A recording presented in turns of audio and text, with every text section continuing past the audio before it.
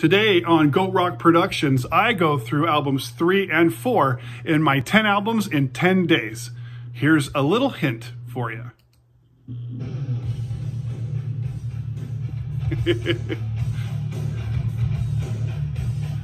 Number 3 is Dr. Feelgood by who else but Motley Crue.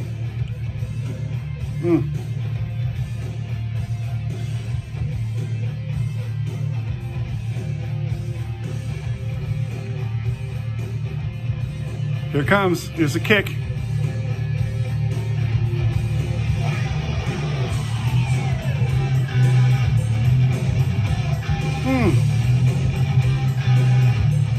Right? So a little backstory. I grew up in Vallejo, California, and for the most part, all I was really privy to were 2 types of music: gospel and hip-hop, rap. It was just kind of coming out, kind of told a little bit of a story in my Beastie Boys video, but that was all I had heard. And until I turned about 11, it was 10 or 11, I had never heard this type of energy and sound. In fact, I had 2 Sony Walkman, and hands up if you remember those. I actually traded one of them for this album, Dr. Feelgood, and Appetite for Destruction, which is number 4 on my albums, 10 albums in 10 days. I had never, up until that point, heard that much power, especially the distorted guitars, a wall of sound that had, it energized me so much. And so it was something that changed how I viewed music. And from that point, that was kind of the turning point, going from just mostly hip hop and rap, which, you know, 2 Live Crew, Run DMC. Who remembers 2 Live Crew? Run DMC, Beastie Boys, and I still love those guys. But this was when I was like, wow, that power, that energy that's there. How do you harness that? And immediately I went to go try to figure out. I picked up a guitar and tried to learn some stuff. The only thing available at the time was an acoustic guitar or an electric bass, so I picked the electric bass and had a fantastic time trying to figure all that kind of stuff out. But that was my first thing, like, hey, I can actually be a musician. That was the sound that kind of came up. And of course, one of my favorites on the album here. Oh yeah.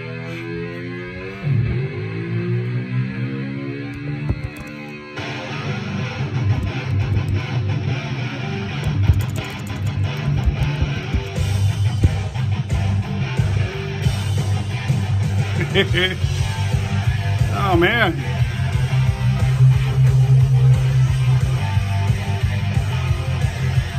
This was it, man. Oh, the power of the vocals, the drums, the guitars, everything going huge. And then of course, who could forget? I remember sitting in the suicide seats in my in the back of the station wagon. Who remembers suicide seats? No seat belts. It was just a flap that came up. There were some seats in the back. Listening to this song, driving about 70 miles an hour. I wasn't driving. Down some crazy country roads in California. Listening to this at full blast.